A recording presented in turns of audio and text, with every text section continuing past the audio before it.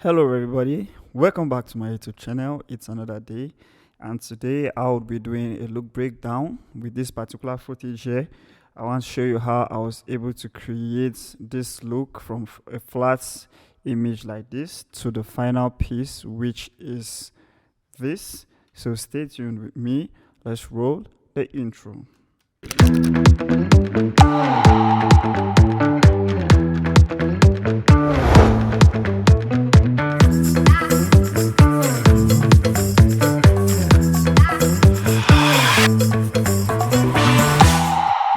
I'll take back everything to a flat profile so we can start from the beginning.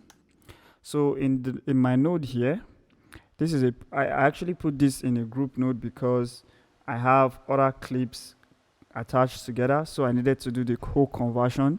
So this is just my regular CST Sony Rec 709 Gamma 2.4. So if I put this back on, you'll notice that our color is back, our image has a little life. And then here is where I did our scene film log and I added a film curve. So a film look, my bad. So if I put this on, you would see this is one of the DaVinci's film LUTs that I used here. You could see is a Rec 709 Kodak 2383 that I used. So I'm going to go back and we have all this node here. The last node is just my grains. So let me put it on. You would notice that there's now grain in the image, so I'll just take it off because I don't need that. So here is just where I did my own personal conversion of how I love working with my image. You notice this two, just these two changes, just these two conversion changes my image entirely. You could see this was basically the normal, this is how it would have looked normally, but with my conversion everything looks this way now, so soft and easy to work with. So back here is just where the whole magic now happens. Remember, I always tell you that your first three nodes is where the entire magic happens, but here I have four and I'll show you and tell you why I have four. So the first node here is my white balance. I just took the gamma to linear, and then I had to check my my vetroscope, my bad. So let me take it back. You see it was leaning towards the green, so I had to like push it up to this level because my whole focus is the skin. So you could see now I took it to linear, reduced the luma mix, and then I just pushed the gain towards like pinkish stuff like that. So here is where I worked on the exposure. It's a little bit dark, you can see it's looking a little bit dark. So let me get like a good frame. Very good. I think this frame is nice. So yeah, so what I did here, let me open up this node so you see the first node. I brought down like the entire exposure in a way. Let me go back to my parade so you can see where it was before, but with this I had to like take it down. I used the curves and then I drew an S curve. Then here I had to like take down, lift a little bit, and gain, and then I pushed gamma just with one push. You can see just one push. So this was what I did. And then here I selected our character. You can see I just needed the whole focus to be on her, so I selected this part and then I pushed our curves up a little bit and then the contrast to 102. So if I do it before and after, you can see it's just a little change, but it goes a long way. Before, after, just a little change, but it goes a long way. So after this change, the next thing in this node here is my saturation. I increased the saturation just a little bit from 50 to 55, and then this next node is where I did the HSV color saturation. You could see color space, HSV, channel 1 and 3 out, only channel 2. Then I took down the luma mix completely and then I pushed the gain. So if I put this on, you'll notice the color changes, right?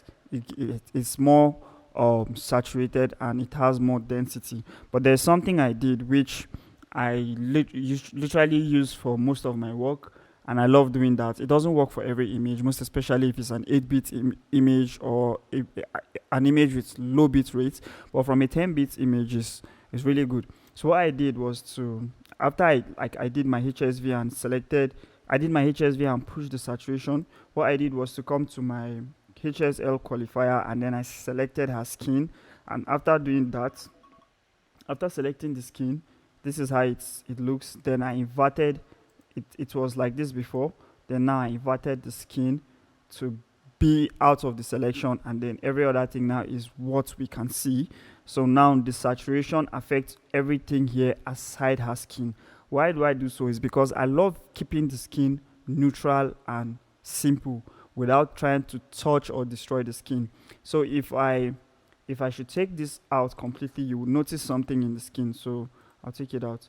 Can you see how reddish she looks? And it's too intense for a skin. That's what I feel.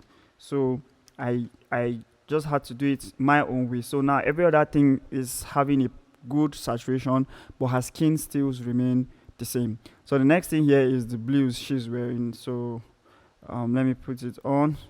So I just put the blue on. All I did was to just use my hue versus saturation. I increased the saturation, and that's all basically. I didn't do anything. And then here is the yellow she's wearing. So you could see I selected this part, and then I selected yellow in my hue versus luma. I kind of increased the brightness, and then I increased the saturation also. So this was what I did for yellow. Basically, I did not change the hue. I just left it the way it is. And then in this next node now should be my green. You can see how I took down the saturation of the green. I allowed the density to still remain, but the saturation I had to step it down. And then all I have now is this muted kind of green, which is still good, and I love it. This is where we are now so far with this whole grid. Now this node was supposed to be for the skin, but I still do not have anything that I want to do on her skin. I love what I'm seeing, so I'm not stressing that. So here is just where I have my normal glow, and you can see how it just changes the image entirely. Good to go. So up here, I had to select the gradient. You can see I selected the gradient because I want to control the highlights around this area. So if I put this back on, you can see the change. And then I had to step down the highlights completely to -100. And then the yellows around here, you could see I just clicked and picked them because I noticed they were like kind of saturated. Let me take it out before and after, you can see. So I had to drop the saturation also. And then this next node here, I also selected the gradient, you can see, just for down here. Then I made it blur a little bit, you can see, and then I dropped the brightness of this particular area because she is our focus, so let the focus be on her. And then the next thing here is her. You can see all I did was to select these areas like this, and then I pushed I took out a little green out, and then I pushed some warmth to it, and then I also added the contrast so we could see her properly. So before and after, this is what we have before and after. So this is the selection I made. I could just push the feather out a little bit so it looks clean and realistic. Good. So this is what we have. So down here, I basically selected these areas that I felt like were a little bit too overexposed. So if I put this on, this is what we have. So you see, before and after. I can still take it out if I want to. Well, yeah, it's still good. But for now, let me take it out. And if I'm leaving that there, I would have to track it. So next here is where I added my look. And this is just how I was able to create the look in the curves with just these two, the red and the green. So if I put this back on, this is the look. If I had left it at a full percent, that's 1000, that's 1, you would notice how warm the image becomes. But I don't want it to be this warm, So I had to like put just a half of it, which is 0.500, and this is what we have. So before and after, and then here is my last node where I like took down the entire, I reduced the saturation of the entire image with SAT versus SAT. I just had to step it down a little bit, and then I have this looking image. Then I'll put back my grains, and you can see this is all we have. Now watch, if I take this node out and this node out, our image looks different. Can you see? So basically this is why I love using my pattern. It makes the work look so soft and easy for me. So yeah, this was how I was able to create this look. So simple, everything inside of DaVinci, no external tool. I love creating videos like this to help people know that you could create different type of looks inside of DaVinci, especially if you don't have money to get third-party plugins, even though they help sometimes to improve your workflow. But with what you have, you could create professional looks. And this is one of the look you can see. Very cool, clean, and simple, and warm. So thank you once more for coming back to my YouTube channel. I hope I see you all in my next class. Please like, share, and drop your comments. Tell me the things you want me to talk about in my next class, and I'll try and see how I can make videos for that. So thank you once more. And this is the third video on look breakdown. So next we'll be moving to something else. So once more, thank you very much, and goodbye.